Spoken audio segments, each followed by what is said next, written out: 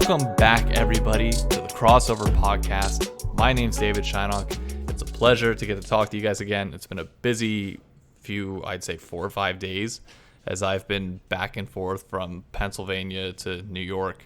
Got to play golf for a few days, but that's a story for a different day. Today, I want to finally get into the Call of Duty Cold War beta, which I did not get to play pretty much at all throughout the 2 weekends of the beta. I got some time with the alpha, but I brought on a guest who played a good bit to help talk about that and then also go into the COD life cycle as a whole. So, without any further stalling and ado, welcome. And I don't think I've ever asked you this, and I probably should have before we started recording, but is it Rafer or... It's Rafer. Rafer, okay. Yeah. So I wanted to read it like Rafael Nadal. It happens all the time. Okay, so Rafer, if you want to give yourself a little bit of an introduction, shout out anything you want to shout out at the beginning, and then I'll get into it afterwards. Sure, yeah. I'm just a 23-year-old COD fanatic. Love the Call of Duty League. Been a fan for quite some time now. Been in the NRG Discord for a little bit. That's how we have connected, obviously. But I don't really have too much to promote. Just, excited to talk about some COD. Yep. Before I get into everything, I just want to shout out this podcast is available on YouTube, Apple, and Spotify. Please feel free to drop a follow on the channel. 5-star ratings on iTunes, and give any positive feedback that you can, and negative. I'll take the constructive feedback with it as well. So, as I kind of precursored into this, you got a lot of time with the beta. Before we came on, you said you got pretty much every weekend on different platforms. So if you want to give a quick rundown of how much you got to play, your high-level takeaways, and just any general thoughts, the floor is completely yours. All right, so I played the alpha. I honestly don't remember too much from it, so I'm going to start from the first weekend of the beta, where it was PlayStation only. From the get-go, I don't have a PlayStation Pro or anything like that. It's just the base model. It felt super choppy. As I was playing it, I could tell this was clearly going to be optimized for the next-gen consoles, obviously, and PC. So that's the first thing I noticed right off the bat. It felt very similar movement-wise to Black Ops 4. From alpha going into beta, they said they were going to patch slide canceling.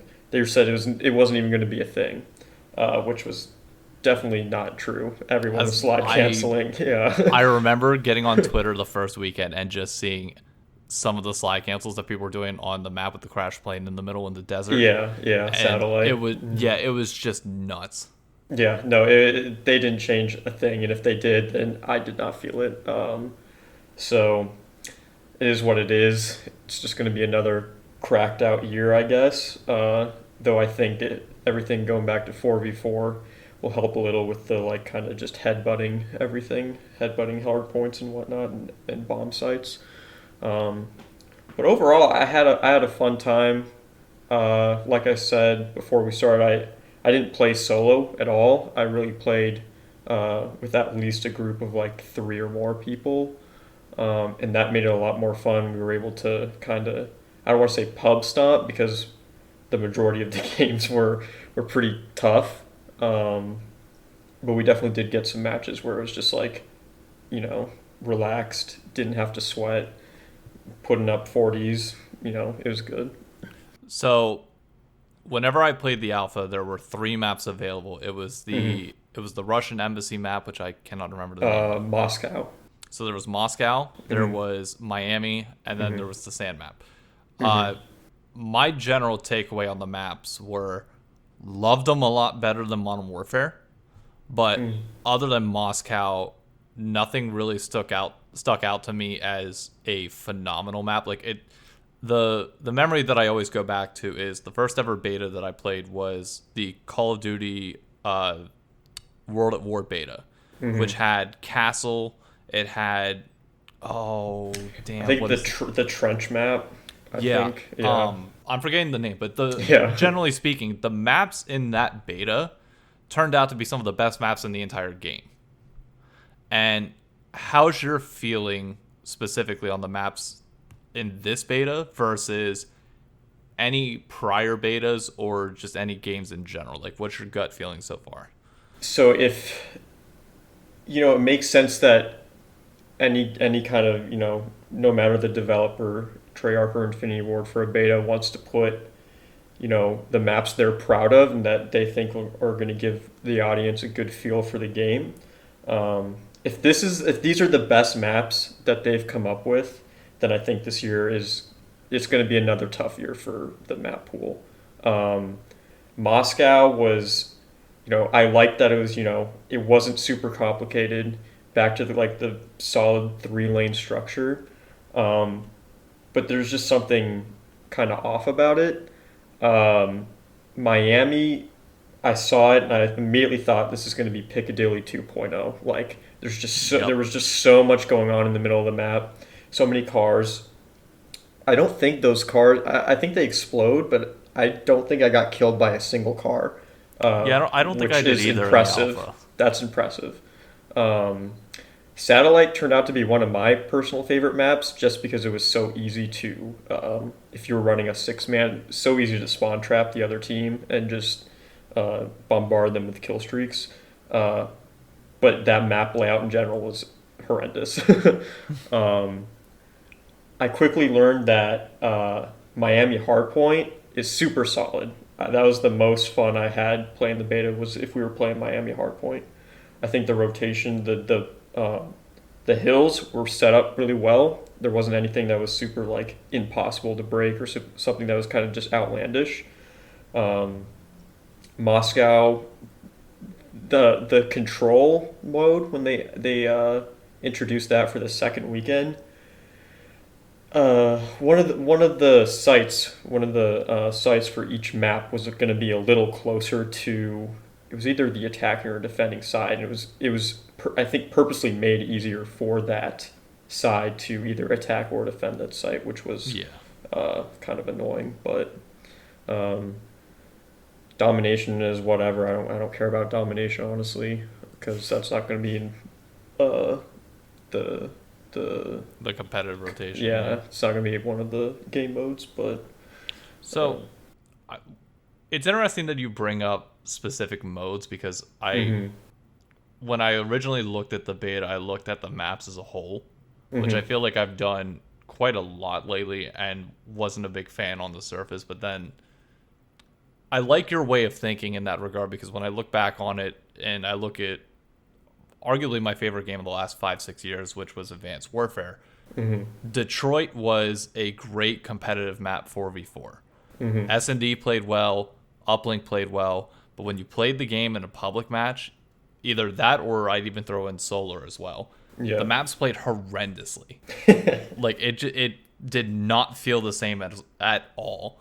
And I'm curious now that we know the competitive is swapping back to 4v4.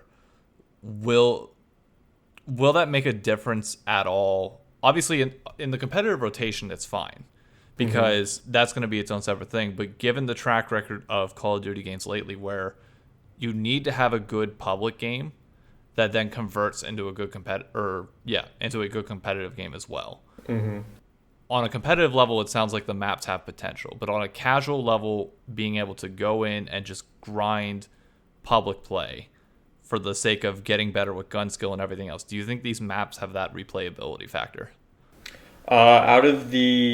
So in the last weekend, they added a fourth map, Cartel, which overall wasn't too bad. I think out of those 4, if I had to pick 2 that I wouldn't mind playing a whole lot of, it would have been Moscow and Miami. Satellite and Cartel were both just... there's a lot of verticality on both of those maps, while the other 2 were pretty flat. Cartel, they're in the middle of the map. It's filled with bushes that you cannot see. If someone runs into those bushes, that's all the memes that I've been seeing on it's Twitter. like Fortnite hiding in a bush. You can't see anyone, and it feels like you lose aim assist a little bit. It's just that map would be a lot better if they removed it. They also have this watchtower on that map where people just sit up there, throw a claymore, right at or a bouncing Betty right at the base of the ladder, so you like can't bother going up there. It's like a Grant, sniper's nest, but this is me asking this without having played it at all and only seeing like 5-second clips of people making fun of the bushes. yeah, How would you liken that map to? It was the Call of Duty Ghost map that you could knock over a tree and yeah, run up over the creek. yeah. Aesthetically, it seemed like they were similar, but how is there a similar feel to that as well? Not so much because that tree that was something a player could do, right? This was I this just mean the map in general. I in can't remember the general. name of it. Yeah, I don't remember either. With those maps, and I remember this from Ghost specifically too, is that the character models seem to blend in with the environment, especially if they were on that half of the map with the tree. There was a lot of green going on. Yeah. It's similar to this. There's a lot of rocks on Cartel too, and if your character's kind of wearing a grayed out outfit, like muted colors, and they're standing next to that rock, it can be hard to tell where they're at. Yeah. But yeah, Cartel I think has potential if they just did a little bit of tweaking, like just get rid of the bushes. Because hardpoint on that map I didn't think was too bad either. Yeah. So moving on to, I'd argue the most contested point around Treyarch Call of Duties, and that's connection, whether that's hit detection or also connection to server. Historically, Treyarch has always struggled, regardless of whether it's been a good game overall. Even Black Ops 2, hailed as one of the best games of all time, struggled heavily with hit detection and server connection issues. It seems like, I don't know whether it's their coding, the engine they use, whatever it is, it just seems like it's always a problem with Treyarch games at some point in time. How did it feel in the beta? Because I know in the alpha, hit detection wasn't bad, but server connection was definitely a little bit spotty. Um, the latest weekend that I played was I had no issues. I think throughout all 3 weekends I had one instance where I was rubber banding. And it wasn't like Modern Warfare where you constantly had the like little orange circle or triangles or squares or whatever on your screen. Yeah. There was nothing. It was completely clear. Didn't have any issues with that. Hit detection seemed pretty solid to me. I think they're back at the like 150 health mark, so it does the time to kill is a little bit longer. It's definitely noticeable between this game and Modern Warfare where you died in like 3 bullets. Yeah, thank God. Yeah. But hit detection also felt pretty solid. I think that the hit markers themselves could have been, I think the sound could have been a little more pronounced. When I was shooting someone, it just didn't feel like I was actually shooting them. I would just see them, drop. But Yeah. Going into the full game with launch weekend being the continuous problem that it is for Call of Duty, do you think it's solid enough to hold up, or do you foresee issues popping up? I think it'll be okay. There's always going to be problems no matter what. There's just no way around it. Yeah. I do remember, I think it was on the weekend where PC first started, a couple of the guys in the NRG Discord were having trouble just connecting to the lobbies. And I don't know if that was a purposeful thing from Treyarch, kind of just it was like a queue maybe, letting people in every hour to not kind of stress the servers. But I think it'll be okay. I don't see how we can continue to release a game every year and the servers are just constantly, going to be in bad shape every single launch day. They have to be improving in some way. You say you don't see how, yet I Yeah. still remember World War II like it was yesterday. Yeah. And I will never, ever forget that night. That was horrible. Yeah. But Oh, I think it'll be okay. I hope so. I think Call of Duty hasn't had a solid launch, and by a solid launch I mean it works well at the start. The game is actually hyped going into it. I feel like the beta for Modern Warfare kind of killed some of the hype going into that game. I think that's what betas do in general for Call of Yeah. Duty at this point. So actually, I'll bring up that point now. I was going to save that for later, but I want to know your thoughts. Yeah. So we've now had a beta every single year since, I think it was Infinite Warfare, because we didn't get one for Black Ops 3. Yeah, no. And then Infinite Warfare was right. Yeah, so that every year since Infinite Warfare we've had a beta. Would you say that the beta has taken away some of the magic that is COD in November or On a, October in this case? on a personal level, yeah, definitely. I remember in high school seeing the trailers for the new Call of Duties and being like, "Oh my God, like I can't wait to play this." Like I literally can't wait to play this. I'd watched the trailers multiple times until a release date came. And now when I see the trailer, I'm like, "Okay, well, I'm going to play it in like 2 months anyways. Like I'll get a feel for it." I definitely am not as excited for this Call of Duty as I was for like Black Ops 3. I mean, just simply through the fact that I get to know I'm already going to be able to play it and know what the year is going to be like for, starting in October instead of November. But Yeah. Apologies for the dogs. no, you're good. I struggle with this point because it's definitely a good thing that the betas exist to the extent that they are definitely improving the game Yeah. prior to launch, which I will forever be thankful for, because it's better for everybody all around that we have a better experience on launch day. However, the one reason I'm really happy that I skipped out on the beta this time was that it definitely took its toll on me last year grinding out to max rank in the beta, and then starting from ground zero when the game launches. You lose so much interest in wanting to do all that over again, knowing that there's no point to it. Yeah. Like, there's no reward for maxing out the beta. There's no reward in general for grinding out public games anymore. So a lot of that interest, especially whenever you play it a lot during the beta, it feels like that just slips away. And then you're increasingly more reliant upon the launch of the actual game for rank play to be available, or something that is beyond just exactly what you played in the beta with more maps and more guns. Yeah. Now, they've already said there's going to be some kind of ranked mode coming back, and that's great. How much faith do you have in that, though? Not a whole lot. I mean, I personally didn't really start getting into ranked games until around Black Ops 3. And so I've only played ranked in Black Ops 3, World War II, and Black Ops 4. World War II was a lot of fun. I never got really anywhere because I was solo queuing the whole time. Yeah. But and Black Ops 4 was just a grind fest. Whoever played the most really was bound to hit higher ranks. I think they won't be going down that route again. I think we'll probably see hopefully a variation of the Black Ops 2 rank mode, or like Black Ops 3 maybe. I'm torn because as hated as the pick and ban system was for Black Ops 3, and I definitely didn't like the idea that, I don't even remember what the max number rank was, but there was really no relevance to it. Like, you got nothing for it.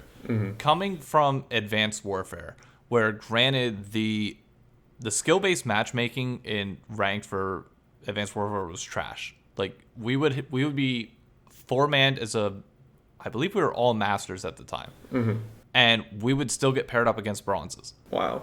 And it was like, it was non-existent. Like, that was the fairy tale land that people dream that public lobbies in this beta were. Yeah. But you at least had something that if you hit top 500 people in Masters, you got like a purple exosuit. Yeah, that's cool. It was awesome. Granted, it means nothing now because the game's over, but it felt like there was something there that kept pushing you. Or you look at Valorant, for example, which now they just published their top 100 players in ranked. That public notoriety that comes with it is something that makes you want to grind for it. The recognition is why a lot of people play. Do you have faith that we're going to get anything like that. Like, I get we might get a good rank play system that resembles Black Ops 3, Black Ops 2, or even Black Ops 4. But is there actually going to be anything at the end of the tunnel, do you think, that's going to make it worth playing for? Not this year in terms of, I think, like you were talking about, like the leaderboards and whatnot. I doubt it. I think, if anything, you may see some in-game cosmetics, or in Black Ops 4, you got calling cards and emblems and whatnot every like 5-10 ranks that you went up. And that was cool. But again, it wasn't something that was like, I want a camo or something, or like a skin suit. I don't care about that, the calling card really. The camo would actually be interesting. Yeah, like, I don't know what it would be. I don't, but there's got to be something, right? Yeah, because would you agree that probably camos are it's the number one. Oh, well, I think skins have overtaken camos at this point. Really? Yeah, I think. I go back to, I think back to Black Ops 2 when I saw the like aqua skin. It was like light blue and orange. I was like, I literally need to buy that for my MSMC. Like, I can't play this game if I don't have that. Yeah. Right now, I personally don't care about skins. Like, the only time I've really bought a skin was when I was like super into Fortnite, but I've never really bought a Call of Duty skin.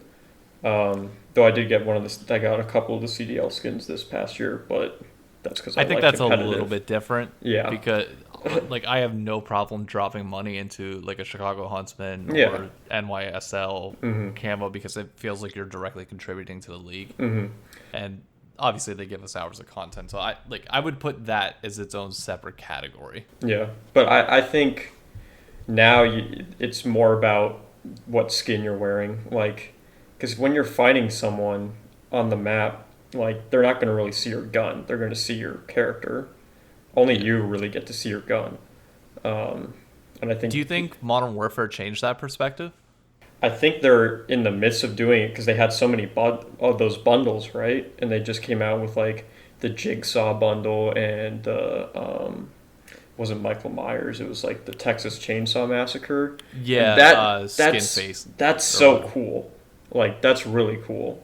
And same thing. I know you said the CDL thing was a little different, but you like got more. I feel like you got a lot for what you paid for. Yeah. So I think Modern Warfare was on the right track with that. Oh, absolutely. It's odd to me because I've been griping for years that, and I even said in a previous podcast, that you need some sort of continuity. Like, you need something that is going to roll forward year after year that makes it feel valuable. As far as we know, and what we've been told, is that everything that you get in, not Blackout, in Warzone. In Warzone is probably going to roll forward to the next game. Yeah. There's going to be no disruption. You'll still keep all your cosmetics and everything else. That brings intangible value, where people don't mind dropping something for a Halloween skin this year because they know it might be relevant next year. Yeah. Or they can just randomly whip it out 9 months from now. So there's value to it. Yeah. That I don't know how they implement that in regular multiplayer, but I wish they could find a way. It reminds me of, I'm playing, and just like you said, there's this one Halloween skin, and it's going to be here, from October 15th to October, or to like October 25th. Like, that's the time period where you can get this skin, and if you don't get it, then it's gone. I think that is super cool, and that it's an incentive. It becomes kind of like a one-of-a-kind thing. A little bit of a weird comparison, but like, I've recently gotten back into RuneScape, and a lot of it is, you got cosmetics and whatnot, and you see stuff that players got 9 years ago, and it just doesn't exist in the game anymore. You can't get it because it was like from a week-long event. So stuff like that is pretty cool. It distinguishes yourself from other players. It gives you that element of prestige that being, a gold cross level 55 used to carry. That now, I guess that would probably be the equivalent, because when you back in COD 4, if you saw a Gold Star level 55, or even I'll go Modern Warfare 2, if you saw 9th or 10th prestige, because people would willingly stay on 9th because it was so good, you had a lot of respect for them in the first 8 or 9 months of the game. It was like, damn, you actually put in the time. You're a decent player. Not that everybody could go pro that did that. Realistically, all you had to do was just play a crap ton of game. But generally speaking, I don't remember seeing many people that hit that level that were actually bad. Most people who hit the upper levels of the prestiges, max prestige, are gonna be good. Yeah, and I just missed that feeling. And there's nothing. I don't feel like there's anything like that at the moment. That like if you hit Master Prestige now in public lobbies, which I rarely have seen, and I think because of skill-based matchmaking, I don't know. It just feels like that element's missing. Yeah. So when I learned that prestiging wasn't going to be a thing in Modern Warfare, I was like, that upset me because besides rank play, that was really the only reason I liked to play COD, because I wanted to max out like my account pretty much. I never really go for the camos or anything. I just wanted to hit max prestige. And by them kind of turning it into this leveling system where you go from 1 to 155, it just didn't do it for me. And from what I know, that's probably the route they're gonna do with Cold War, because usually usually by now the prestiges get leaked. Like all those images are usually leaked by now. We're what, like 3-4 weeks out from release. Oh, that's upsetting. And I don't think they've said anything about Prestige coming back. So I really hope it does. I really hope it does. Because that's kind of what killed Modern Warfare for me. Is I got 155 for like the first 3 or 4 seasons. Yeah. And then I was just like, but it's the same thing. Like, nothing's changing. Like, at least for prestiging, you got an unlock token, you got a calling card, you got the actual emblem. There was actually something to play for, but Modern Warfare was just like, just play. Like, just keep going. Yeah. So I hate to go from one depressing topic to the next, but skill-based matchmaking obviously dominated the headlines during the alpha. And I think from what I saw, it was still prevalent in the first weekend of the beta. Mm-hmm. But from what I heard, it actually wasn't that bad on PC. It got a lot better. Yeah, when I was on PC, it was so much better. I remember one night I was playing and I like physically was like, oh my god, wait, I've been playing for like 3 hours now and just have been completely dominating. I like, what happened? They actually like switched it off or something. I don't know what happened, but there was definitely a noticeable change. I'm curious to know, because obviously I wouldn't put myself in the same camp as you. I've played against you in it was Modern Warfare 10s. Yeah. And I remember you kicked my ass. So you are definitely a tier level above myself. But I wonder if the general perception of a casual player more towards my skill level and below actually noticed a difference in their level of enjoyment, because the byproduct of you noticing that and you crushing more games means that people below you are obviously going to be getting stomped a little bit more often. Yeah. I wonder if they noticed it, or if on Treyarch's end if they have any data to back up that tuning it back had any sort of negative effect on the game. Yeah. I don't know. I mean, I think there's a balance, and I think the alpha was too much, and I think the second weekend of the beta was maybe too little. And there's got to be a balance, but it was fun. But it did get to that point where I was like, where are the challengers? Like, I feel like the best balance I've ever seen was probably Modern Warfare 2, where it felt like you hopped into a lobby, and the lobby would remain consistent through several games, which from what I've heard, that was not the case in Cold War. It would drop after each game for the most part. You could stay in the same lobby, but most people left. So if you're able to hold that lobby consistently, it felt like back then you would definitely have one or two games where you stomped, even at a lower skill level, but it would always balance itself out. So every 3 to 4 games, you would get a very close competitive game that kept you going and made you kind of push through for that to happen again in a few games. It doesn't seem like they've been able to capture that balance ever since. No. I had a couple of lobbies where we played a 6-man and we got beat in like kill confirmed, and we were like, okay, we know these guys are actually like they suck. We're just not playing objective. We're just going for kills. And the next map would have been like control or hardpoint or domination, and they were cocky and wanted to stay in the lobby, and then we would 50-point club them, and that felt good. But then they'd leave, and it was it just went by too quick. Yeah, people don't want the challenge anymore. Yeah. So overall, if you had to give me a score 0 to 10 on your overall opinion of the beta, as well as would this be in your top 3 betas of all time? Score wise, I think like a 5.5 to a 6, somewhere in there. And then top 3 betas.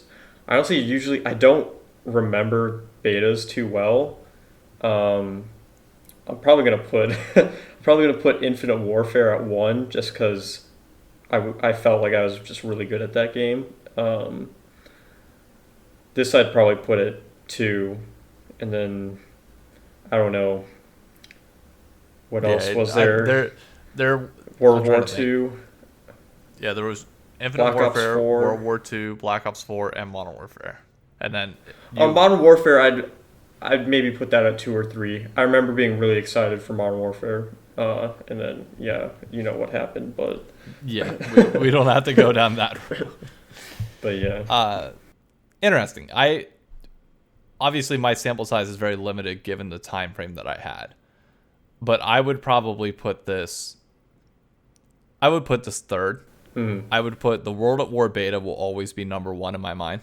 I don't think there's a single game that I've ever played in beta outside of Smite, but that's a whole different animal, that will ever top that. And then I would probably put Modern Warfare over this game simply because I was so excited for that it was a letdown at launch, but the beta itself wasn't so bad. Yeah, I hate using that as a metric, but I kind of have to.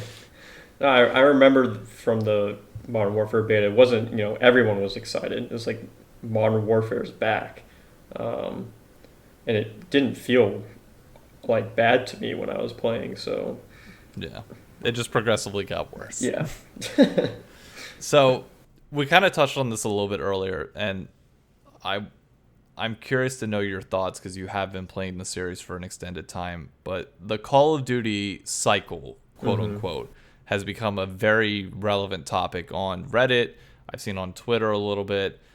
But we mentioned earlier that the beta definitely has had an impact on your overall impression of COD. How much do you think, though, the beta has sped up the COD cycle in terms of community perception?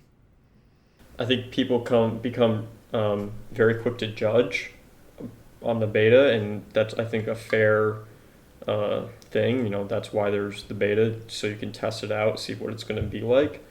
But I see people who are just saying, they play 2 hours and they're like, oh boy, we got another Modern Warfare on our hands. It's like, make that assessment after the first 2 months, after launch. I think people, they're just too quick to judge and, don't realize the beta is for fixing things. Like, it's a beta.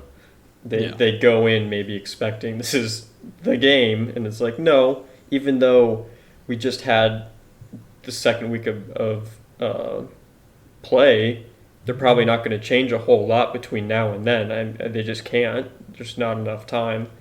Yeah. But they have that information now to make changes post-launch. I'm curious because it feels like a lot of the community forgets that this was not supposed to be Treyarch's year.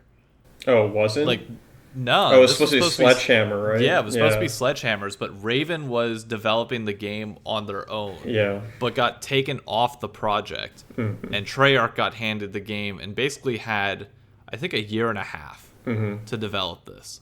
So, massive props to Treyarch in the first place for being such a consistent developer to the point where they can be trusted to do that. Yeah, really? But I feel like the COD cycle is definitely going to be hit a lot harder on this game because there's a lot more that they probably could have done with it had they been given proper time. But that's just not going to happen. And it sucks to see. And I definitely do think that this year specifically, the COD cycle is going to hit hard because you don't have that nostalgia factor with Modern Warfare anymore. Warzone was this kind of cherry in the distance that people were kind of excited for. People have been talking about since Fortnite first launched. So it's like, what does Treyarch have to bring this year? Zombies is reportedly going to be good, but the issue is that a lot of people don't play zombies at that level. Yeah. So I don't know. It feels like will this game offer people this year to keep them going until next year? It's, nothing from what I've seen. Hopefully a good rank play system that keeps people involved in a competitive nature and then gets them involved in the Call of Duty World League. Hopefully. Yeah. But even then, I don't know. And lack of life. Treyarch has always been good at that, or better at that, getting, into the competitive scene and whatnot. Infinity Ward is literally a joke to them, which I don't see how Activision can't take some kind of stance and be like, you have to do this.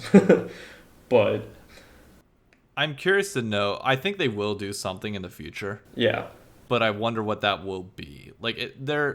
I'm not saying you need to have a dedicated game for competitive. No. But you definitely need to have some sort of standardization across all games. Yeah. And you're not getting that with every developer because every developer has different priorities. If these teams are going to invest a lot of money each year and a lot of time and a lot of resources, they should be given that respect. I don't feel like it's that hard. No, it's not. But they know that Activision recognizes that the majority of people who are playing COD are doing so in a competitive nature. So they're always going to be where the money's at. And it makes sense because it's a business at the end of the day, but it just sucks. So hard-hitting question then. Even with franchising and everything else. Even with franchising. Do you think that Call of Duty Esports is still a marketing expense for Activision? Yeah. I literally just saw this tweet. I think it was from Deserto or Adam Fitch, who I think it is now working for Deserto.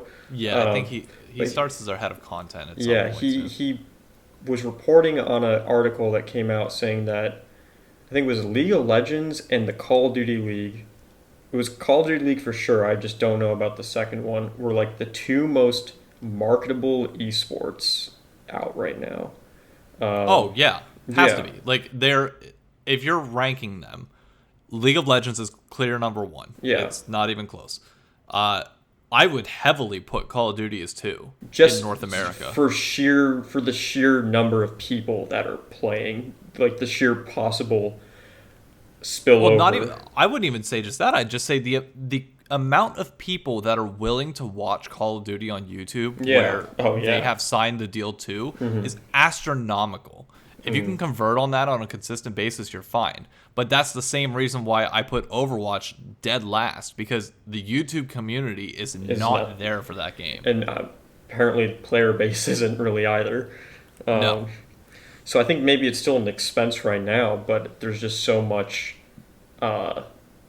potential for it to, become that profitable thing that they want.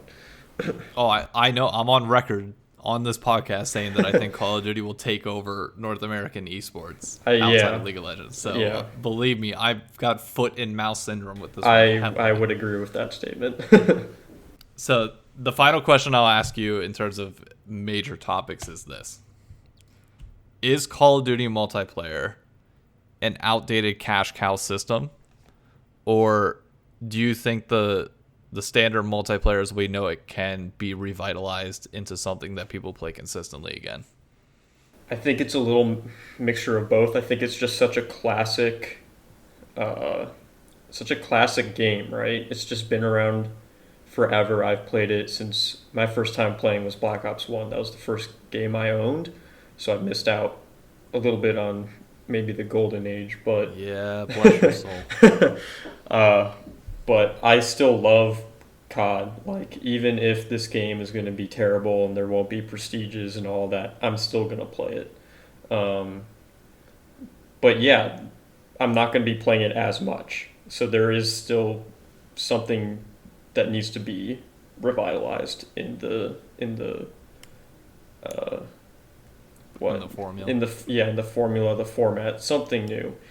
And they do that every year with new game modes and whatnot. And some people really like them, some people don't bother. I'd say the VIP escort game mode I played was fun from what I played. The new Dirty Bomb Fire whatever, which was Warzone-esque. I didn't play, but I watched people playing, and I heard people saying it was fun. But that's per game, right? That's per game. So something in the core of the game needs to change. Jetpacks, maybe. I'm kidding. I'm not kidding when I say I am all for jetpacks. I wouldn't mind it. I wouldn't mind it. People may hate it, but I still think Advanced Warfare had arguably the best movement system. It was fun out of all of them. It was a lot of fun. But wall running I didn't really care for, but jetpacks were fine. Yeah, and I would love to see that come back at some point. And I think it will. I hope it will. Oh, definitely. I'm torn on this issue because there are still a lot of people that play classic multiplayer. Mm-hmm. So for me to say that it's an outdated system is just flat out wrong to a certain extent. But the issue that comes to my mind is that content creation around standard multiplayer is no longer existent. Yeah. Like you think back to the golden years from Black Ops 2, and I'd even extend that all the way through Advanced Warfare, or well, obviously prior to Black Ops 2, starting Modern Warfare 2 all the way through probably Advanced Warfare. People would just post pub stomping games. Yeah. And that was enough for content. Yeah. Like, that did a really good job of it. Nowadays, you don't see regular Call of Duty multiplayer anywhere. No. In terms of content creation. It's all Battle Royale because it makes for a way more enticing video. You see some search and destroy games, like Team Summertime is a great example of content creation around competitive, semi-competitive. Yeah. And that, I feel like that's a good alley there. But your standard multiplayer, hop on, record a gameplay, pub stomp is never going to be a thing again, ever. So your people are always going to go where the content goes because they want to go in and replicate what the people they idolize are doing. Like when Ali probably had the largest following in Call of Duty Ghosts, when he would go on and drop a Moab, everybody wanted to go on and do the same thing. Mm-hmm. There's nobody doing that nowadays. Like, you could go on and try and do a 20 bomb in S&D, which is great, or you can try and go in and win, a battle royale with pistols only, and that's great. Yeah. But what is there left to do in a domination game? There's nothing. It's just domination. And that's where it's like, I don't know if Clan Wars is the answer. I don't know what do you do to get public content back into this system. Mm-hmm. But it just, until they solve that problem, it just feels like you're going to be on a slow decline until it inevitably fades away. I think that's just the time we're in right now. I think it's no longer about posting a YouTube video, really, it's all down to streaming. Like, all the big content creators are posting videos to their YouTube channels and whatnot. But when I see someone saying, oh, I don't see anyone being like, oh, I'm going to start YouTube. They're going to say, I'm going to start streaming. They go straight to streaming. It's no longer about posting daily uploads. They just want to stream.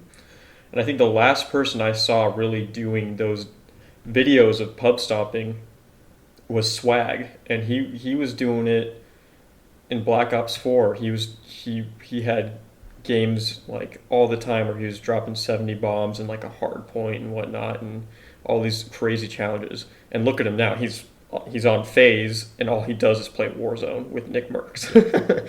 So he went right to where it should be right now. Yeah. So to wrap all this up, I've got 8 rapid fire questions which you have not seen. I sent you the list of topics beforehand, but I intentionally omitted this. Okay. You have about 5 seconds to give me the answer to the question off the top of your head. Yeah. All right? Mm-hmm. Starting now. Best Call of Duty. Black Ops 2. Best year of competitive Call of Duty.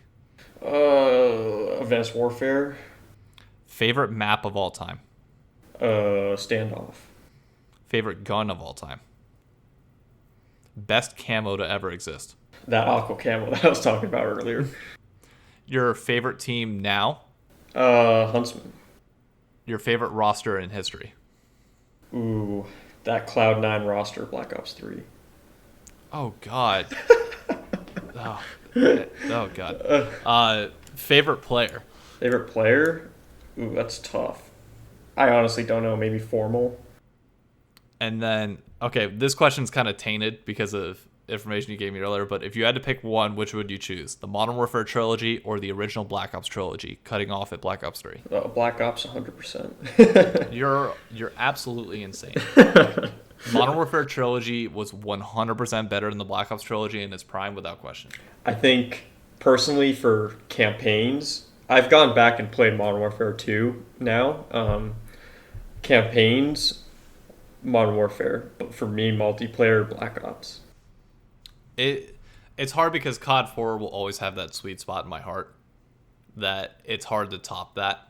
I don't think anything ever will, barring League of Legends, but that's completely different. Yeah. I'm still pissed that you said Cloud9 Black Ops. So let me get into that a little bit. I wouldn't say you got a minute to state your case, because I will not let slander go on for that long. I wouldn't say they're my favorite roster. That's not what I meant by saying that.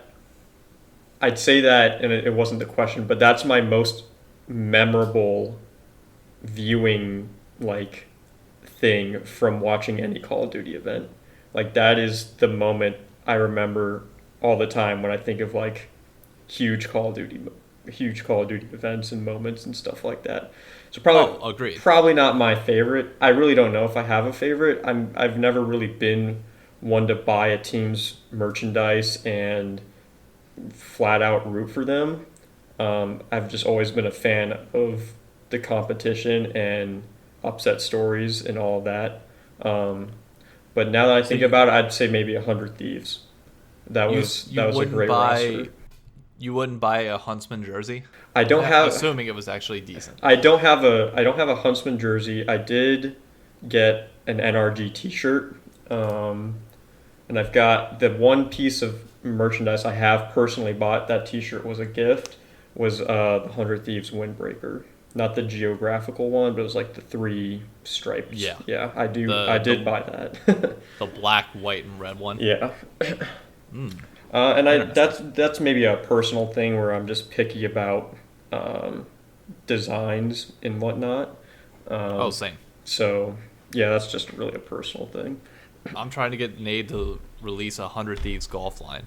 I'd 100% buy every bit of that. I'm sure that'll come one day.